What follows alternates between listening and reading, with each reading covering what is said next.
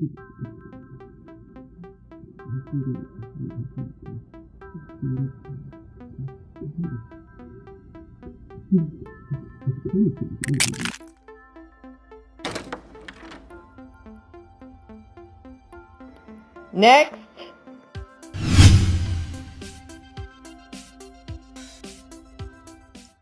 Hi, I'm Hollis Silverman. And I'm Dr. Bruno. And today we're going to be talking about types of coping. Yay. So we talk about coping every single day, and the reason why I wanted to talk about it is because we don't even know how much we talk about coping on an everyday basis. Mm-hmm. So there's different types of coping. There's adaptive coping and there's maladaptive coping. Mm-hmm. So think of adaptive coping as healthy ways of coping, and think of maladaptive coping as unhealthy ways of coping. Absolutely. Yes. Yeah. So in talking about coping skills, when I have a client come in, I may assess them and look at discuss some of the issues that are going on, and I always ask them, well, how do you cope with whatever the presenting issue is? Mm-hmm. And so I'll have, maybe a client will say, well, I'll have a glass of wine every night because I can't deal with the frustration that I'm going through, or, the sadness I'm going through. Mm-hmm. And so if I see that, I may look at it on that external level and say, okay, that might be a little bit more of a maladaptive way, or it could be adaptive too. It depends. And then I'll look at even something a little bit more, dive in. Mm-hmm. So, what other ways of coping? So, our defense mechanisms, their behavior in that type of sense. Oh, so Freud, there's a whole list of different types of coping that Freud and then subsequent theorists came up with, and that we see every single day in our politics, in our primary relationships, in our workplace, and that we don't have a vernacular for. So some of the things that you might be seeing is projection. Projection is I know you're having an affair. I'm paranoid about what you're doing at work at 9 o'clock at night, but I'm the one that's really having the affair. Yeah. So that is the classic example of projection. Some other things, other defense mechanisms are what? Denial. So I have a lot of clients that come in for bereavement. And so obviously if somebody has just lost somebody in their life, whether it's through death or if it's through divorce or a breakup, sure. They may come in and they'll say, I can't believe it. I can't believe that this has happened, to me. And, or even they may even think that it still hasn't really hit them yet. So they're kind of in a shock kind of state of mind. So that's denial. Mm-hmm. So the most primitive form of coping and maladaptive coping is repression. It's forgetting a memory and forgetting that you forgot the memory. So the classic one would be early childhood abuse, or for me, it's I have no recollection whatsoever of taking my comps from graduate school or how it felt. So I repress that. Actively forgetting a memory, make it go away, la la la la la la, is suppression. Yes. We can use other adaptive ways of methods of coping to suppress, like drinking those emotions.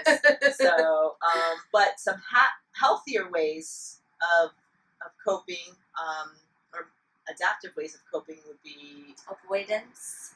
Yes. So you're avoiding, something in your life that, maybe causing you grief, or maybe causing you your mother-in-law. Your mother-in-law.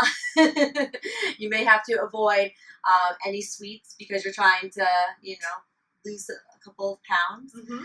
You may need to stay away from a certain area because that area triggers you and maybe past memories mm-hmm. that you're trying to work through. Mm-hmm. Well, things that you can't change, you should just avoid them.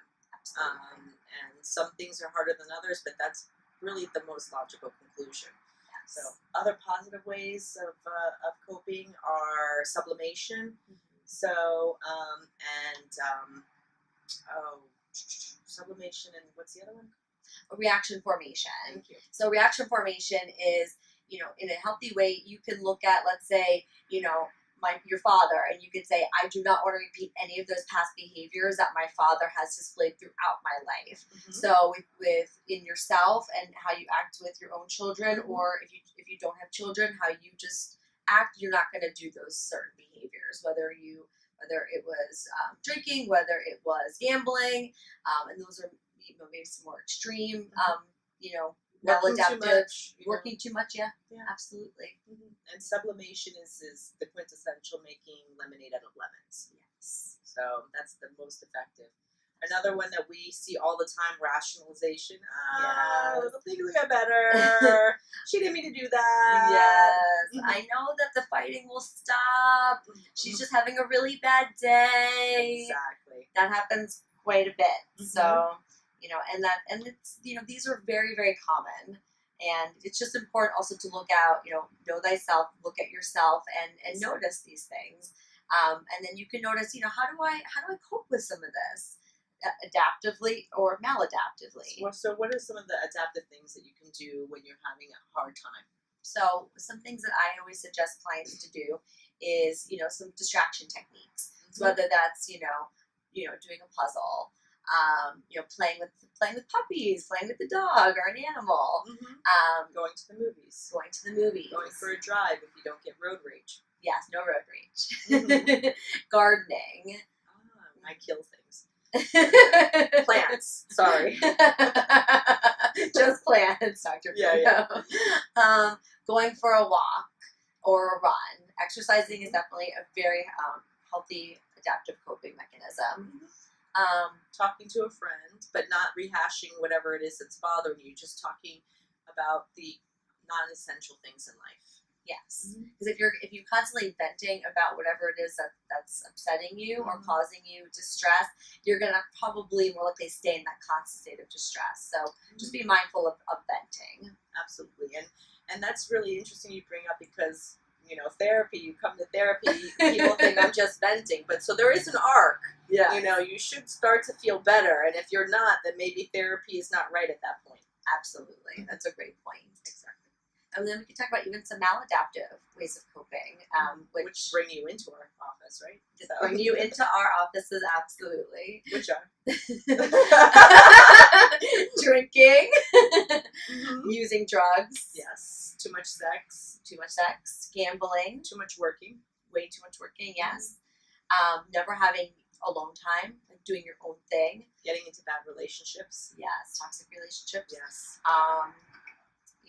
And anything that is maybe being in a relationship with a friend and that person is constantly bringing you down.